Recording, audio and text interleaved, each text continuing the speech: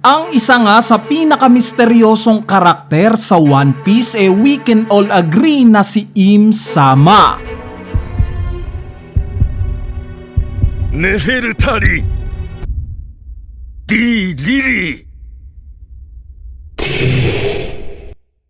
Simula nga nang ipakilala siya in chapter 906, eager na nga tayong malaman kung sino o ano ba talaga ang tunay niyang itsura. So far nga ang tanging nare-reveal pa lang sa appearance netong si Imu itong mga mata niya. Mata na libu-libong teorya na ang nagawa sa kung ano nga bang relevance neto para sa karakter niya. Base nga sa mga teorya na to pilit pinagkokonekta itong mata ni Imu kay Dracula Mihawk dahil oo nga naman, similar nga sila ng design ng mga mata nila. Pero lingid nga sa kaalaman nyo hindi lang silang dalawa ang may ganitong klase ng mata sa buong series ng One Piece. Bagkos marami sila. Kaya naman kinolekta ko nga kung sino-sinong karakter ang may mga ganitong klase ng mata at tutuklasin natin sa video na to kung ano nga bang koneksyon nila sa isa't isa.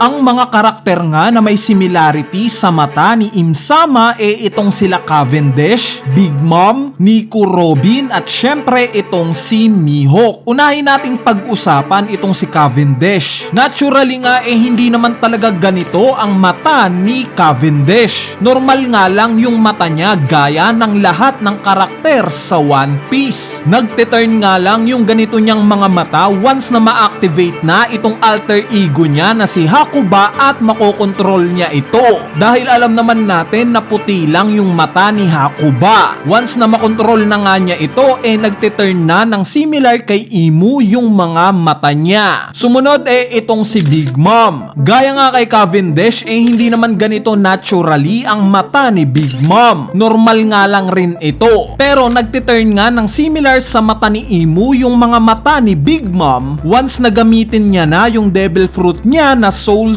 Fruit. Similar nga kay Big Mom at Cavendish ganito rin yung nangyayari kay Nico Robin. Nag-iiba rin yung mata niya once na mag-transform na siya into demon form. Nakita nga natin yan sa naging laban niya kay Black Maria. At lastly itong si Mihawk. So far nga sa kwento ng One Piece itong si Mihawk lang ang may kagaya ng mata kay Imu. Ganito nga originally yung design ng mga mata niya. Unlike nga sa una kong nabanggit na tatlong karakter na nag-iiba ang mga mata once na gumagamit sila ng kakayanan nila, itong kay Mihawk nga natural na mata talaga niya. So speaking of tatlong karakter na nabanggit ko, ano ba ang tingin yung common denominator ng tatlong to para maikonekta natin sila kay Mihawk? Yes, lahat nga ng mga kakayanan nila merong relation sa death o sa afterlife. Si Big Mom nga literal na nangunguha o gumagamit ng soul. At alam naman natin na itong mga soul related sa afterlife. Itong si Robin naman na nagtatransform into demon related din sa afterlife itong transformation niya. Since isa nga itong demon. At itong si Cavendish naman na merong alter ego pinaniniwalaan nga na itong alter ego daw which is sinasabing secondary personality isa daw soul mula sa afterlife. So related nga itong tatlong mata na to sa afterlife. Ngayon dito na natin makokonekta si Mihawk. Ano kaya ang relation ni Mihawk sa afterlife? Bali ang tingin ko ang sagot dito nasa espada mismo ni Mihawk na Yoru. Base nga sa design ng karakter ni Mihawk agree naman siguro tayo na merong similarity yung design niya sa mga bansang Spain, France or Romania. Ganito nga yung vibes ng karakter ni Mihawk. At base nga sa statistics Catholic ang main religion sa mga bansa na to. Makikita rin naman natin yan mismo kay Mihawk. Literal ngang meron siyang cross na pendant. At itong mga Catholic nga naniniwala na yung simbolo ng cross nagre-represent daw sa resurrection or itong naging pagkamatay at muling pagkabuhay ni Kristo. Hindi kaya ito ang sekreto ni Mihawk sa kung paano niya napa-black blade itong espada niyang Yoru at at some point kaya namatay na siya at muling nabuhay? Ito kaya ang dahilan kung bakit normal na may ganitong design yung mga mata niya? At ito rin kaya ang rason kung bakit naging black blade ang espada niya?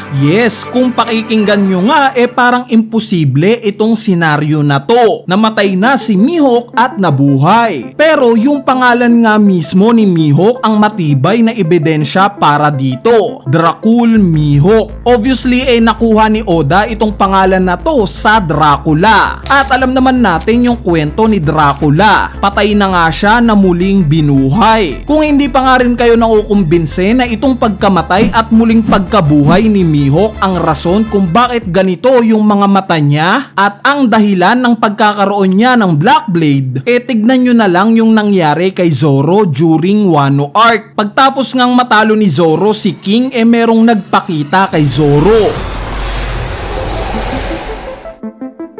At yes, mukha nga itong si Grim Reaper, yung taga-sundo ng mga patay na. Although hindi nga ni-reveal ni Oda yung aftermath ng pangyayari na to, ay suspect na isa itong hint para kay Oda. Hinihint niya na similar kay Mihawk na namatay at muling nabuhay, ganito rin yung mangyayari kay Zoro. Mamamatay rin siya at some point at muling mabubuhay. Sa tingin ko nga na-foresee na rin ni Mihawk na mangyayari ito kay Zoro. At ito lang ang paraan para matalo siya neto. Kaya nga ang ginawa ni Mihawk hiniwa niya itong mata ni Zoro. Bakit? Nang sa ganon once na dumating na yung moment na mamamatay na si Zoro, itong mata na to ang makakagain ng ganitong lakas similar kay Mihawk. Kung mapapansin nyo guys dalawang espada nga lang sa series ng One Piece ang alam nating permanent na Black Blade. Ito nga yung Yoru ni Mihawk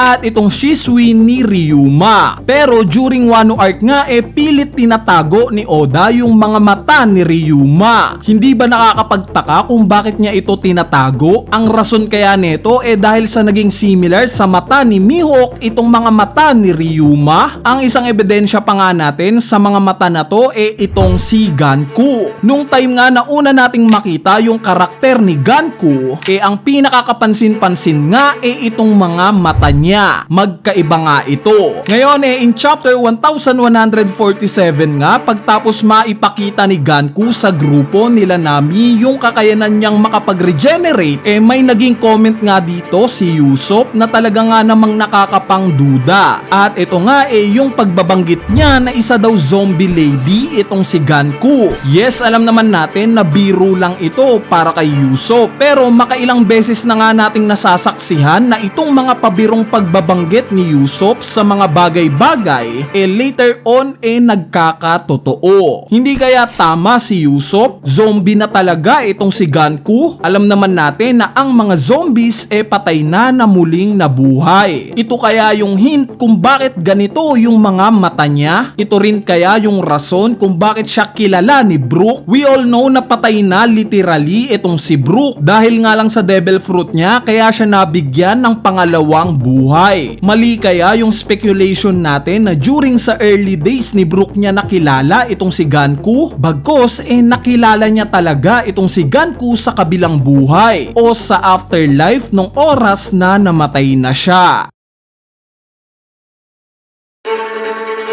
Anyway, ngayon mapunta naman tayo kay Im-sama. Gaya kaya ni Mihawk na namatay na at muling nabuhay kaya siya may ganitong mata, ganito rin kaya yung sitwasyon para sa karakter ni Imu? Originally namatay na siya at muli lang nabuhay. Kung iisipin nga natin napakaposible neto dahil technically nga siya ang nagbigay ng buhay sa mga Gorosei. Kaya nga rin niya itong tanggalin sa mga ito. At base nga sa mga kakayanan ng mga Gorosei gaya ng mga Black Circle Stars, meron nga rin itong koneksyon sa mga Devil at Afterlife. Nakita nga natin sa naging paglalakbay ni Brook during time skip itong ganitong klase ng Black Circle Star. Itong napuntahan nga ni Brook na isla na Namakura Island heavily related sa mga demon at afterlife. So in summary nga sa topic natin itong sila Big Mom, Cavendish at Robin nagkakaroon ng ganitong klase ng mga mata similar kay Imu once na gumagamit na sila ng mga kakayanan na merong relation sa devil at afterlife. Si Mihawk naman pinagsususpetsahan nating namatay na at muli lang nabuhay. Ang ebidensya nga natin dito sa pangalan niya na Dracul na dinerive sa pangalan na Dracula at sa espada niya na Yoru. Kumbaga itong naging pagkamatay ni Mihawk ang susi kaya naging Black Blade itong espada niya. Similar nga sa ganitong moment yung mangyayari kay Zoro. Mamamatay rin siya at muling mabubuhay. Pwede ngang nangyari na ito during Wano arc nung time na nakita niya itong sundo niya. Or pwede rin naman na mangyayari pa lang ito. Si Imu naman similar kay Mihawk. Namatay na nga rin ito at muli lang nabuhay. Ito nga yung rason kung bakit silang dalawa lang ni Mihawk ang may ganitong klase ng mata sa buong series ng One Piece.